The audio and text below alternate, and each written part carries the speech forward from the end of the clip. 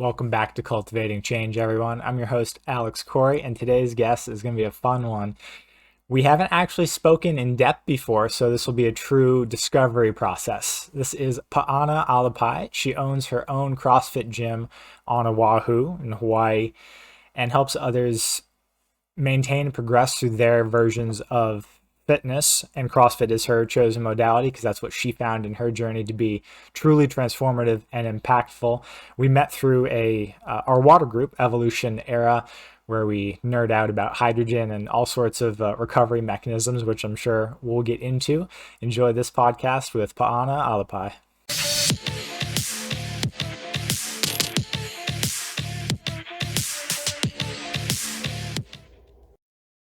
Okay. Thank you for joining me today, and it's nice to finally meet you, like you said. How did you get into CrossFit? So I just perused your website, which is fantastic. You're the sole owner of CrossFit Waipi'o. I am. Yes. You said 5 years coming up It'll be on? 5 years in January, which I didn't remember. One of my coaches was like, "Hey, do you know this is coming up?" I'm like, "Nope, no idea."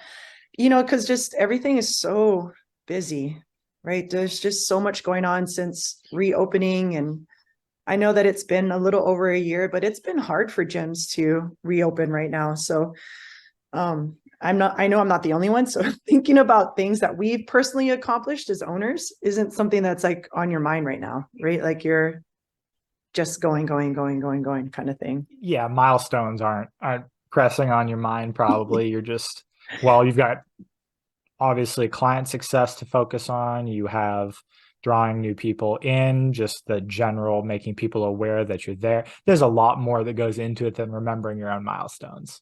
Yes, for sure. How'd you find CrossFit? Because it is such a specific exercise modality. Yeah. It was a buddy of mine. He was going through a terrible breakup and found this group on and was like, "Let's do it." And I'm like, "You're crazy," because anything that you Google search about CrossFit, I mean, everybody is like, "There's no way I can do that," or "I'm not in shape to do CrossFit," like, which we now realize we don't need to be shaped for CrossFit. We don't need to know everything. So I just started with him, and now he takes like full credit as always, like, "This is me." If anybody asks the questions and he's around, he's like, "Yep, thank you.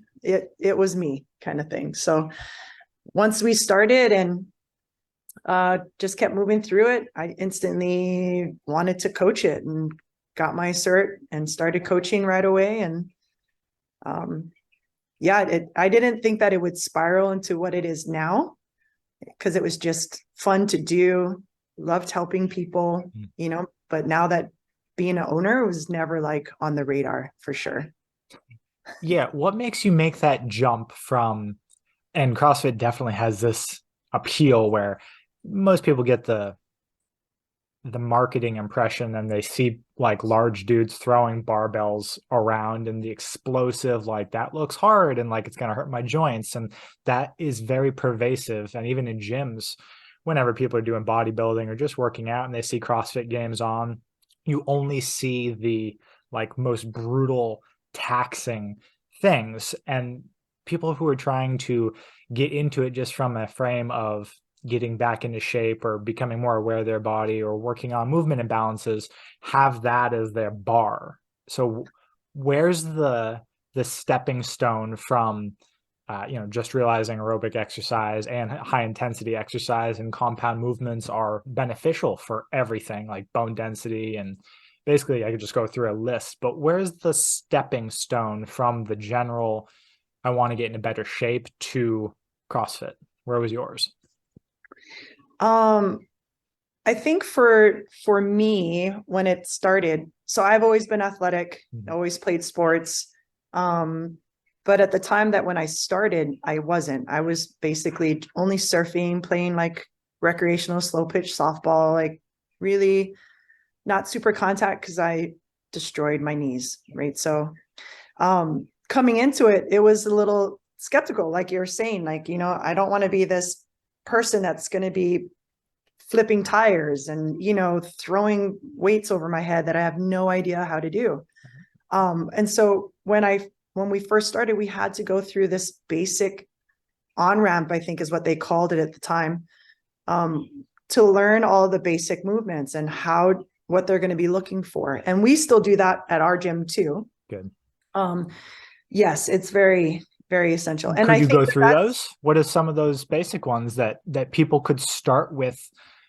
Obviously, instruction is always helpful because people aren't aware of their own movement imbalances and compensations, which is where a coach is super helpful, because you can watch someone and be like putting a lot of emphasis on this side, or your knees are bowing. But what are the basic movements that you look for before you start loading someone or preparing them for their body to take some weight? Oh gosh, I think that's going to be a question for everybody, Right. different people for different things, right? So I could have one person that has huge body awareness, great body mechanics, and would probably move weight sooner than someone that doesn't, right? So I think everybody individually is going to be different. And that's where you learn that, right? So that's where we try to establish that in the beginning with this element session that we do. Someone may not get into a squat very well, so we're going to not load that squat. And we're going to tell them at that time, this is something that you're needing to practice. Or there's another person in that same class that moves really well. It'll be nice to see what you can do loaded with a barbell, right? But again, take it slowly. And I think that's what's the perk about CrossFit too, is everything is individualized. It's not, you come in, you have to do this movement, you have to do this weight. And a lot of times that people have that misconception of when they're coming in is they're having to do these heavy barbell things and whatever gymnastic stuff. I have to stand on my hands. What are you talking about? Right. But no, there's tons of modifications to get us to that point.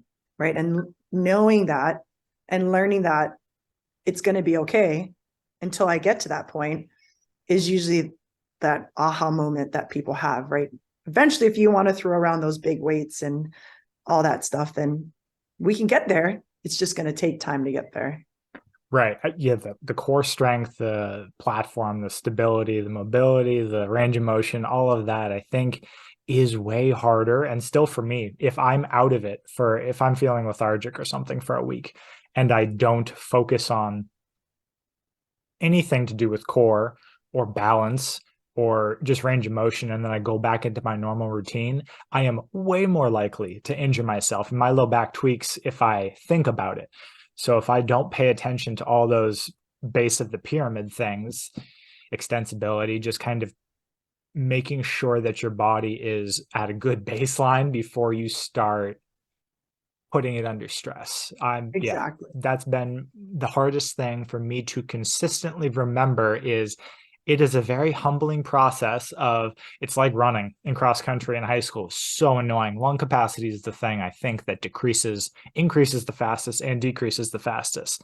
So if you didn't run for a week because you were sick, and then you go back into it every day, you feel like you never did it. Like it just disappears from that place you built it up to. You'll lose 20%, and that 20% hurts when you're in it. It comes back quickly, thankfully. And so does any muscle-centric movement. Is if you're out of it for a week, it's pretty humbling where you have to get back to, but it does rebuild quickly, thankfully. Yes. What have you found with yourself and with clients to be the biggest aha moments? What do you usually see as a light bulb? What connection do you see them make that kind of inspires them to keep going and progress quickly? That they actually can do the movements. A push-up for a female or a pull-up for a female. And when they actually are getting closer and closer to that, they're like, I'm going to get this. Yes, you're going to get this. Right. Or even for the guys to getting into a front rack position, sometimes for guys are super hard because they're just upper body tense. Right. So they're so excited when their elbows get just slightly in front of the bar. It's like, I can hold this without, like holding it. Yes, you can. So when they break through those movements or those boundaries that have been kind of like, oh, I don't think I'll ever be able to do it. And you actually are. is always that aha, right? And continuing to, this is still that surface. I can learn this movement or like a gymnastics movement, but then there's more to that gymnastics movement, right? There's always this upper level of where you could take it. And where barbells is always weight, right? We start at this, oh, I can get stronger. And you just continue to do that. So those are the best ones for me, is when they can see that they actually can do it. And they know that the confidence, the self-confidence that they get from it. That can't be overstated. Yeah, the boost to self-confidence, self-image, general self-efficacy. So the belief that you can actually do something you set out to do ripples through all aspect of your life, which is why any business coach or mentor will always say include a physical movement practice, because you need that. It's the easiest form of teaching yourself how to be disciplined and building the ability within yourself. Be like, I can basically do this. If I do it a little bit every day, I'm going to be terrible. But as I found out, I just started Tai Chi because I needed something that wasn't beating my body down. I'm good enough at beating my body down. I needed a more sort of recovery or energetic awareness practice.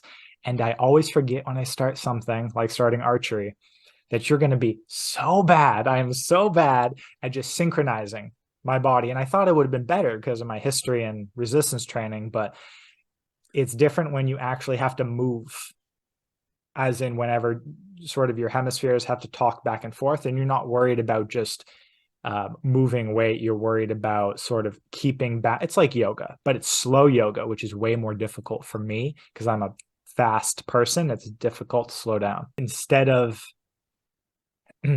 resistance training is usually, unless you're doing like plyometrics or something explosive, you're grounded.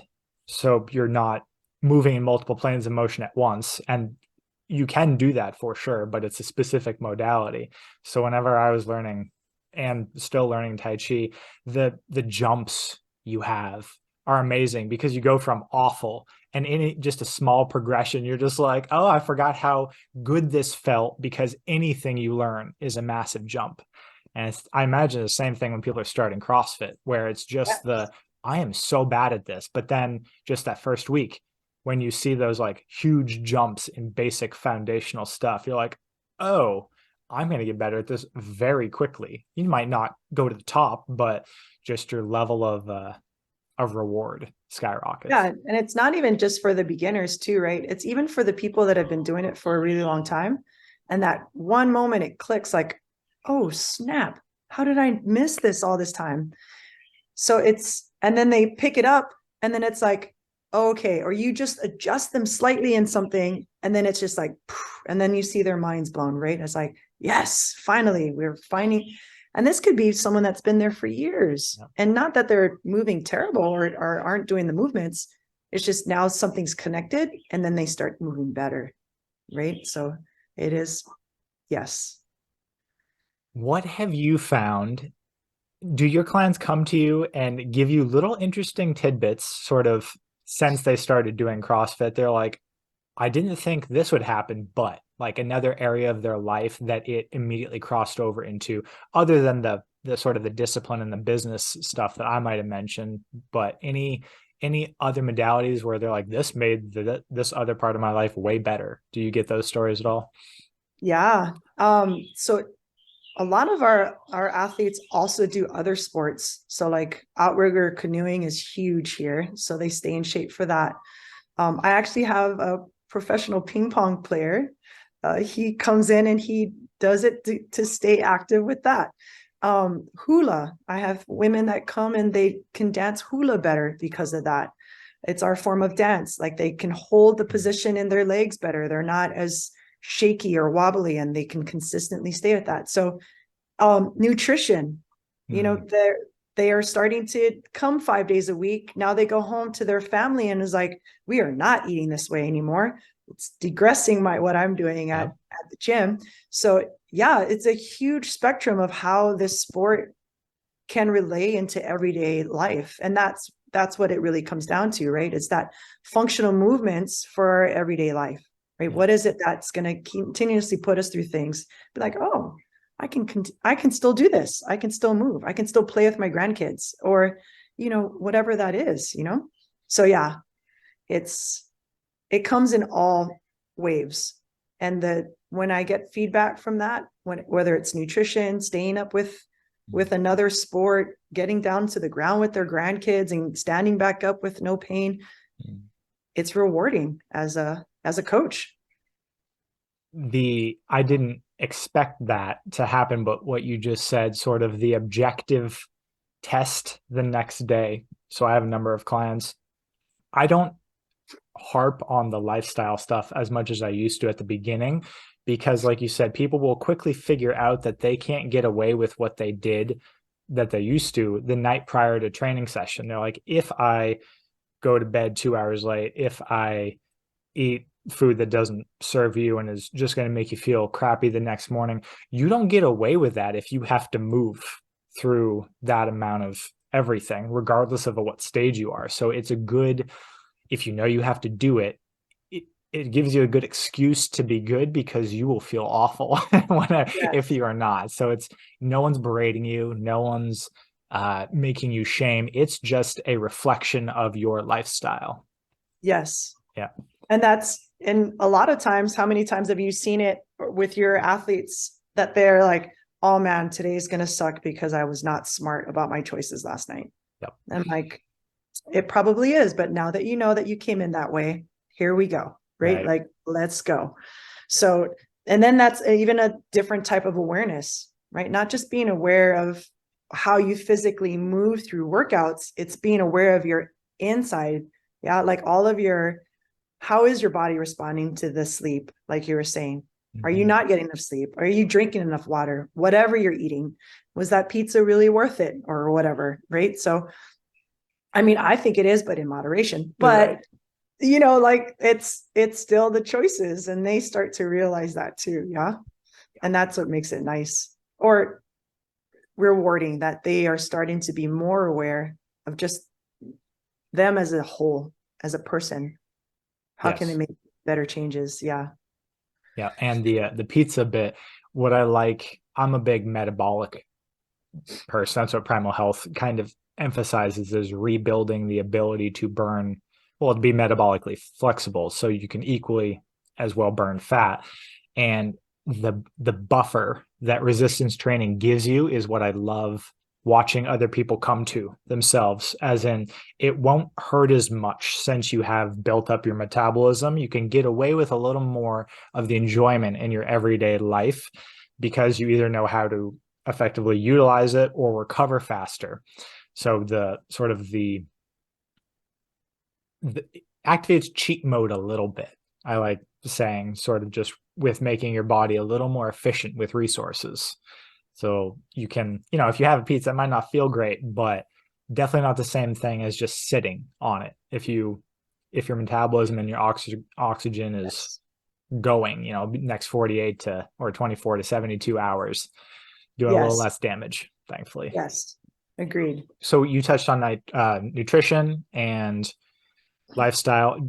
How much about hydration do you see is talked about or needed with a lot of your clients? Like, do people know about adequate hydration, since we're in the same water group, evolution era, which is hydration focused? Do people know about hydration much? No. And I think that that's what we also realize in our group, right? Like how much it's not out there, that education isn't out there. And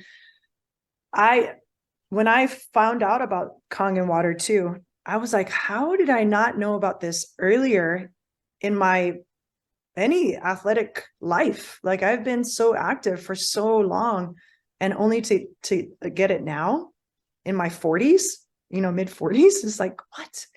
So even when when I was talking about the on-ramp, we do talk about hydration. We've always talked about it, but now it's even more now that I've gotten more education behind how powerful water is. We all know how powerful it is, but if we dive deeper into knowing it, or have people that are just very adamant about how to keep presenting this to our athletes. And that's what's amazing about my coaches too, is that they're learning more about it. and they're willing to talk to members about it more too, and be more confident about what is it that water does for us. And once they start learning about it, it's just mind blowing. So having that be a part of our conversation of right from the beginning of how much water you actually need to consume, people are like, oh my, I only drink like this cup a day. I'm like, yeah. And is it out of the tap? Yeah. How is Hawaii's? How is Oahu's tap? I think it depends on where you're at. Sure. Every tank is going to read a little bit different. My water isn't too bad of the area that I live in. But down in like town in like Waikiki areas, it's a little bit more dirty, I would call it. Yeah. But I have the whole setup now. So now I don't have anything. I have I'm not trying to drink anything but that. I travel everywhere with it. I don't. Yeah, there are better solutions than tap water. And I wonder, what's the general recommendation that you tell your athletes or your clients for hydration or mineral consumption?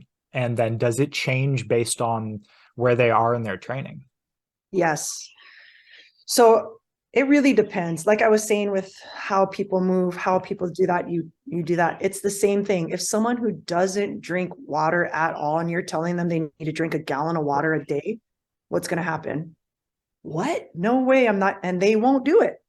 Right. So maybe it's starting off with that mason jar size a day. That's a win. Right. Oh, you have someone. Yeah. Then you have someone that's just kind of mediocre. Then you challenge them to be like, okay, how much do you normally drink? Oh, it's 2 of these. Let's try to add 3. Right. Okay. Now we have 3. Sweet. Now let's see what it is that you should be drinking daily. Right. If you have someone that is just drinks water like crazy, doesn't even need it, then you're not really having it. As long as you're hitting that goal of whatever they're coming in weight wise or workout wise, it should be good. Right. So I think it all depends on the individual still. Yep. But if I could get everybody to do it, it would try to be close to at least, what is it? 1 liter per body weight. Is it? I don't know the liter conversion. I usually say half your body weight in ounces. That works too. Yeah. So it's half a gallon for a slimmer. Yeah. Somewhere between a half gallon and a gallon is usually a lot, but that's sufficient for most people who aren't like just doing manual labor all day. Now, if you're training, obviously it's going to go up a little bit, because I can easily do a full quart just in a training session. But for obviously I'll drink more if I'm out doing a permaculture project and like swinging a mattock or an axe or something. But just on a normal day, if I can do 64 ounces, that's usually fine. Especially, it's also weird if you're trying to become fat adapted or keto adapted at the same time. People who move from a higher carbohydrate diet down, because glycogen stores water.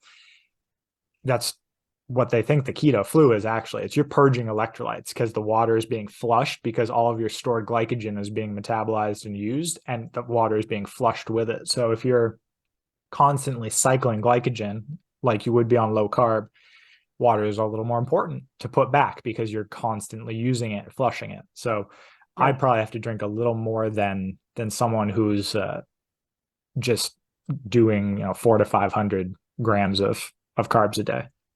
Absolutely. And that's where everybody's just so much different, right? That's where we have to take that into account. So having that set goal across, like, we stick to this map, but that's what it is. So I totally agree. You just don't know where people are at in their journey, right? But like, they could be keto, they could be carb loading, they could be macros, they could be whatever, but just the importance of waters has been like so mind-blowing and eye-opening for me lately for this last year of just learning more about it. There's just so much to learn. Now, you just got back from the CrossFit Games, didn't you? It's the CrossFit Masters Collective. Oh, okay. Yeah. Different. A little bit different. Yeah. What is the difference? Because I didn't know about that. What is the CrossFit Masters Collective, and how did you get into it? And then this seemed like you did pretty well. You want to tell us about it a little bit? Yeah. So the difference with the CrossFit Masters Games, it's games. So games is the highest level that you can get into. for competition when it comes to individuals or teams or adaptive or teenagers. The Master Collective, what they are CrossFit certified, so they're supported through CrossFit. They hold a competition for master athletes, which is where I'm at. So it's nice to be competing in people at my own age bracket. So it's only designated for those age brackets. Gotcha. And that age bracket starts at 30 and it jumps every 4 years. So 30 to 34, 35 to 39. So it goes on and so forth up into 65 years old. And then they have a division for 65 and older, and it's male and female. And then you're put against, how it started for this was you do an online qualifier. So you have, how many workouts did we have? We had 7 workouts that we needed to do, record it, send it in for judging. If you make, then they put it on the leaderboard. If you made top 14, you got invited to the in-person. And then they divided up the divisions. So they made an elite division, which is basically taking that top 14 places and putting them together. And then from the 14 people below that, they made an RX division. So that way those people still got to compete at a level, but just, it's kind of a bigger gap, if that makes sense. Yes. So, which was great. I thought that it was a great way for them to do it because they're still competing in that harder level, but with people that are probably more in their realm, if that makes sense. So, yeah, it was a surprise to make it. We just did it just to kind of do it and see where we would place. And, yeah. And then I got the invite to go and I said, okay, I'm going to go. And there it was. That's awesome. What did you, anything surprising you learned about yourself? What was the sort of the hardest thing, and what was something that you expected to be difficult that you just like blew through? Any of those? The hardest thing for me was actually leading up to it, like being consistent with my workouts, being consistent with my food and my sleep and just my meditation, waking up to doing my devotionals, right? Still getting what keeps me happy first thing in the morning, and then sticking with all of the other regimens when it comes to competing. And not only that, it's like running a gym, still coaching, right? Still doing all those things. So that was the hardest part leading up to it, and being consistent and knowing that there is a bigger picture. Getting there and then actually doing it. My goodness, I just took it each workout, kind of just do my best. And there was some really great competitors there. I was like, holy cow. But to just kind of stay in the middle of the pack, and that seemed to work. And yeah, it was just a great time to be on that big of a platform. It was a pretty big platform that I've never competed at before. So it makes me excited to see what the next steps are. Right. I'm sure, well, that probably gave you a lot of inspiration and motivation. And I'm sure you made a bunch of good connections. I mean, that's half the value of those things, is just and that's a little mini version of brotherhood, because you're all invested in testing yourself. And I mean, I imagine there's definitely some serious competition, but those types of events more so have everyone's rooting you on. Like it seems to be more of win-wins and fairly supportive, opposed to like high school sports where it's just ruthless. But because it's such an endeavor and everyone trains for it. It's kind of like Olympians. You love to see the sportsmanship in that level whenever people are aware of the commitment and the discipline it took to just get there. Yeah. And that's so true. We all hang out, we're stretching out, right? We're cordial and we're talking, or you can use that, warming up. Then we get on the floor and it's like, it's on. Let's go, and then after we're done, we all congratulate each other, and then we move on to the next thing. So yes. And that's, I think, very unique to this sport, of how much people really just cheer each other on and want them to do good. And you even see it in the games. The top athletes, they'll finish and they'll go and they'll like come on, keep moving, right? They're waiting for the next person to come across that line, high-fiving them the minute they get through there, right? Hugs, whatever. So it's very rare that you see that from opponents in other sports. Yeah, and I don't know why. I wonder if it's just because of the diverse backgrounds that everyone comes from and the mindset that you have to adopt to progress in it, maybe. But you don't see that in other sports, which is what catches my eye, even when I'm not doing CrossFit specific training, or just being alongside people who are training for it in a gym. But there's a serious mindset shift that you get whenever you commit to something like that. And I don't know where that comes from. Yeah, and it's even in the gym, right? You come to work out, you're not going to 24-hour fitness and be like, yeah, man, that was a nice lift, blah, blah, blah. Right. You don't even know who they are. You come to, or at least I'll speak for my gym. You come to my gym, everybody knows each other's names. Yeah. If not their families too. They're finished. They're walking around high-fiving everybody, helping each other clean up and do all the things, right? It's more of a sense of community. I know that we hear that a lot in CrossFit, but it's just so true that that's what is created in that brick and mortar. Yeah. It's not you going to a 24-hour, or not saying that those things aren't working, can't work for people. They definitely work for people. It's just that different feel, right? You're not bringing that same feel into like a structured kind of gym, whereas CrossFit's just it's just different. I think that's what it had for it, and why it became so popular was it definitely built around that community feel, because there were group exercises and they were the same basic movements. It was, you could see everyone sort of struggling through their barriers and their level of progression, and you knew exactly what they felt like. It's not hyper discontiguous like a normal gym is, where you could just see the one guy doing like lat pull downs all the time, and that's what he did, which is fine. Lat pull downs are amazing, but yeah, it's almost it's a bridge between different fitnesses. That's the one thing that, if anyone, that has probably helped me move from different sports without the agony of feeling like I'm starting over. Just because if you do some sort of cross training like CrossFit, like if you go from mountain biking to running, they're completely different muscle groups, and you're like, I should be better at this because I'm active. CrossFit's the only thing that sort of bridges that like muscle competency that I know of, where you don't start over at 10%. You can at least jump to like 40%. Still sucks because every movement's different, but it does lend a ton of assistance in life. Yeah. Yes. Yeah. Yes, I totally agree. Just like we talked about how there's other sports that are involved in my athletes, right? They do CrossFit.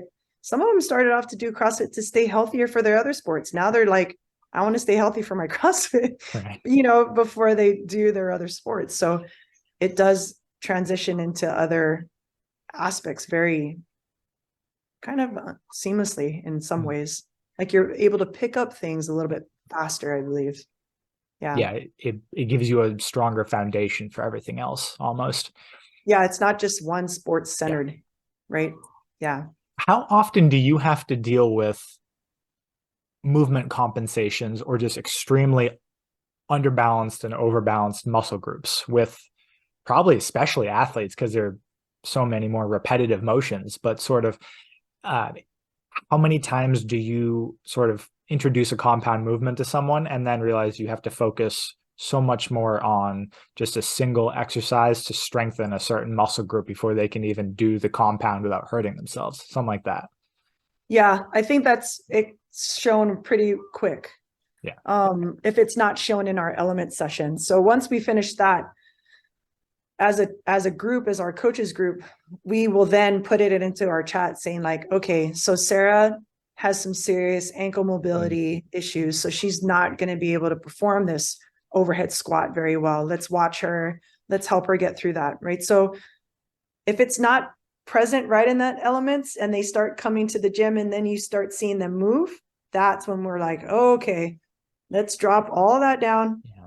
Scrap this to the side. This is why we're doing it. Not just like, what are you doing? Right. It's more of, okay, we're going to focus on this movement. We're going to decrease this weight, or we're going to just do body weight, or let's focus on the feet placements, right? Like, or whatever it may be. Who knows what that is?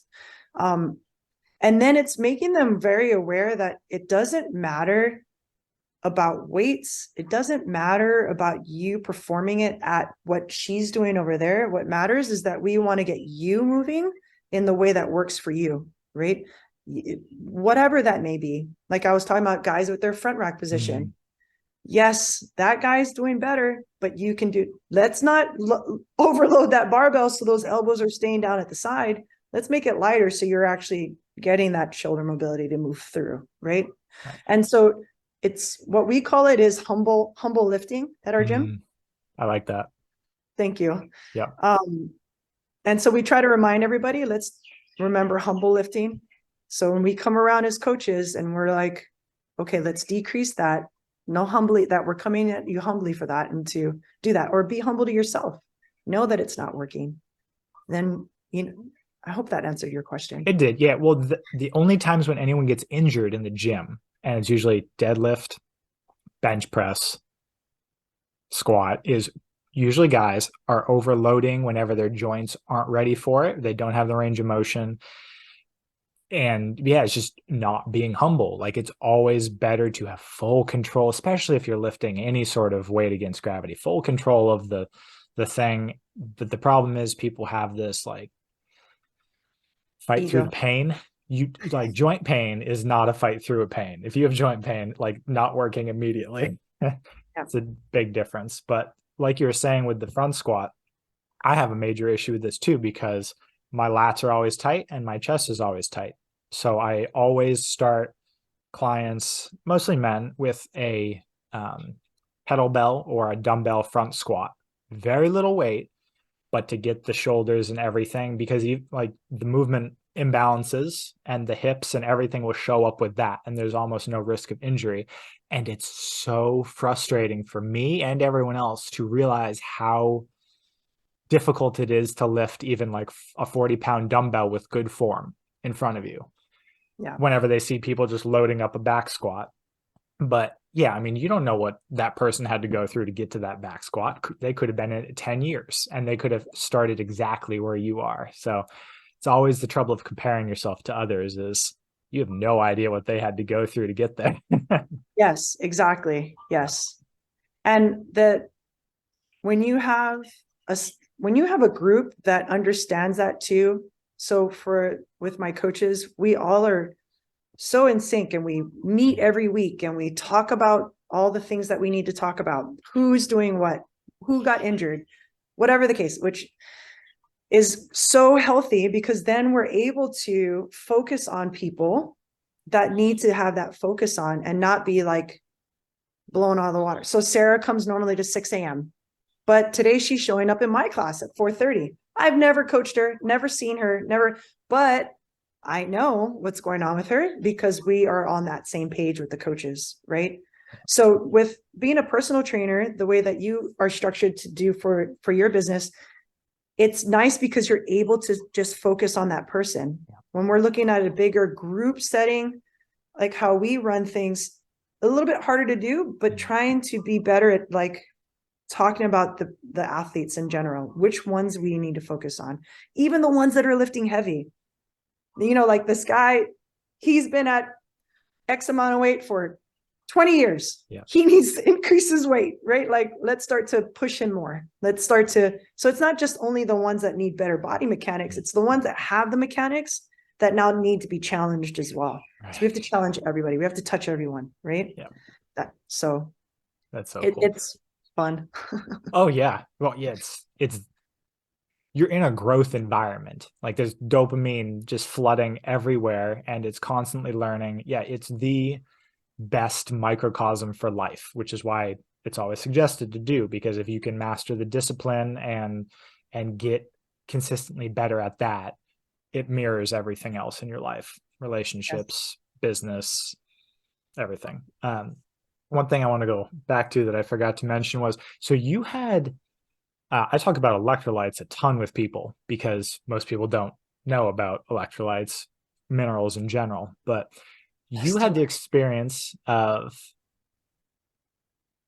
doing regular water and training, and then introducing the hydrogen rich electrolyzed reduced water.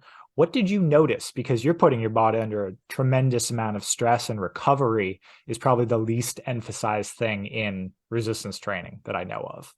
Yeah. The recovery. Yeah. The way that I just feel. So what really didn't hit me of how much it mattered, because when you're in your training and you're living your everyday life and you're drinking this amazing water, you're seeing small growths, but you're thinking it's because you're making these changes, right? So you're like, oh, this is great. This is great. The first time that I traveled back to Hawaii Island, because I'm from Hawaii Island, to go hang out with my family for a week, I didn't bring my machine. I was like, it's just a week. Yeah. And Hilo tap water is delicious. I'll be fine, right?